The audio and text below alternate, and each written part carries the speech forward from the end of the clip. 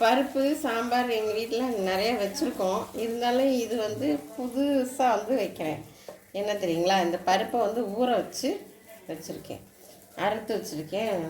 முருங்கைக்காயை அறுத்து வச்சுருக்கேன், தக்காளி, வெங்காயம், இது எல்லாமே வந்து இந்த பருப்பில் நம்ம போட்டணும். போட்டு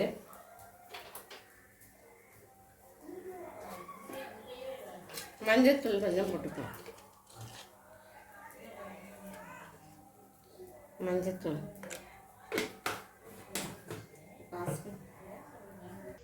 மஞ்சத்தூள் போட்டாச்சு.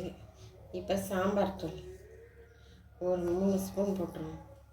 உங்களுக்கு தேவையான அளவு சாம்பார் தூள் போட்டுக்கோங்க.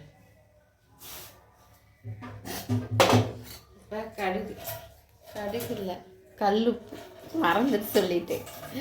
இந்த உப்பு சட்டி பாருங்க எங்கள் வீட்டில் எப்படி இருக்குன்ட்டு குட்டியாக இது காணிலே உப்பு சட்டி.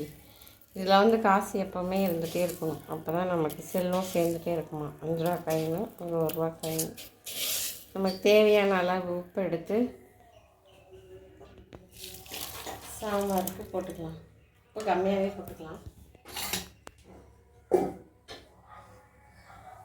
இப்போ தண்ணி ஊற்றிடலாம்.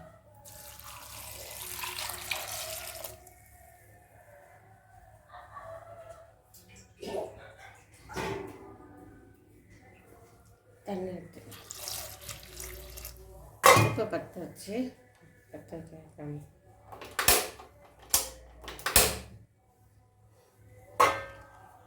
அதுக்கு மேலே எடுத்து குக்கரை வச்சு நல்லா கலக்கி விட்டு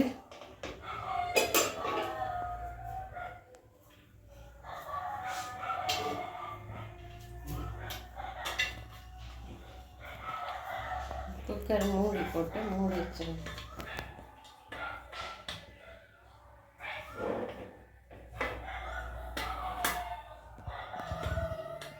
மூடி போடும்போது இந்த பெல்ட்டு போடும்போது நல்லா சோறு சாப்பாடு இல்லாமல் சுத்தமாக எடுத்துடணும்.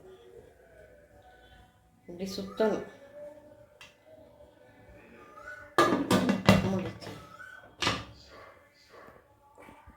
மூடி வச்சு விசில் போடலாம். விசில் போயிடுச்சான்னு பார்த்தா, விசில் போயிடுச்சு. ஓப்பன் பண்ணலாம். சாம்பார், பருப்பு, முருங்கைக்காய் இதெல்லாம் நல்லா வந்துடுச்சு. இது ஒரு பாத்திரத்தில் நம்ம மாற்றிக்கலாம்.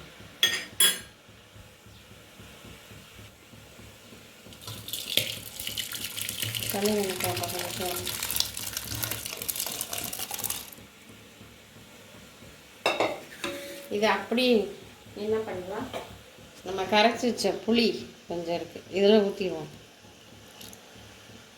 ஊற்றிட்டு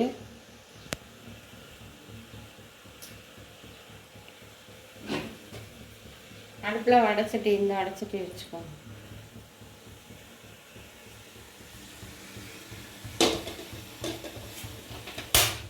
அதை பற்ற வச்சுட்டு தண்ணி கீழே ஊற்றிக்கலாம். நல்லா காயிட்டும். எண்ணெய் அளவாக 2 ஸ்பூன் ஊற்றிக்கலாம். அதாவது இதில் வந்து 1/4 கரண்டி.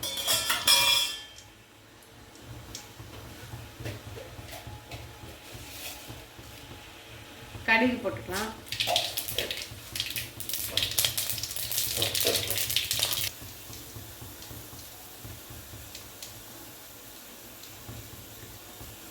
கடுகு வெடிச்சு வைப்பாரு. சீரகம் போட்டுக்கலாம். சீரகம் போட்டு கருவேப்பிலை போட்டு நல்லா அப்படி காய்ச்சி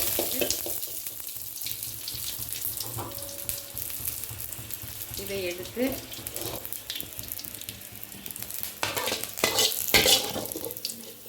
அப்படியே சாம்பாரில் போட்டு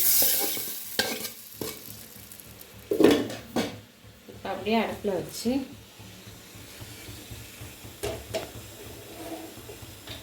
நல்லா கொதிச்சு வரட்டும்.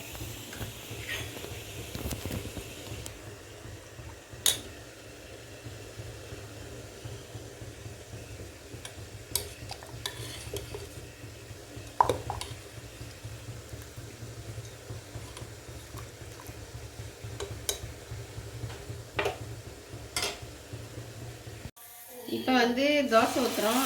சாம்பார் அங்கே கொதிச்சிக்கிட்டு இருக்கு. இப்போ இந்த ஒரு தோசையை ஊற்றி சாம்பார் ஊற்றி அது மேலே கொஞ்சம் எண்ணெய் ஊற்றி அதுக்காக திருமணியெல்லாம் மாற்ற வேண்டாம். தோசை வேட்டும். இப்போ எடுத்து தோசை எடுத்தாச்சு. சாம்பார் ரெடி ஆயிடுச்சு. ஊற வச்ச பருப்பு சாம்பார், சீரகம் போட்டு தாளித்த சாம்பார் ரெடி ஆயிடுச்சு. தோசையும் சாம்பாரும். வாங்க சாப்பிடலாம். நீங்களும் இதே மாதிரி முருங்கைக்காய் போட்டு பருப்பு போட்டு சாம்பார் வைங்க. இதே மாதிரி தோசை சுட்டு சாப்பிடுங்க. பிடிச்சிருந்தா லைக் பண்ணுங்கள், ஷேர் பண்ணுங்கள், சப்ஸ்கிரைப் பண்ணுங்கள். நன்றி, வணக்கம்.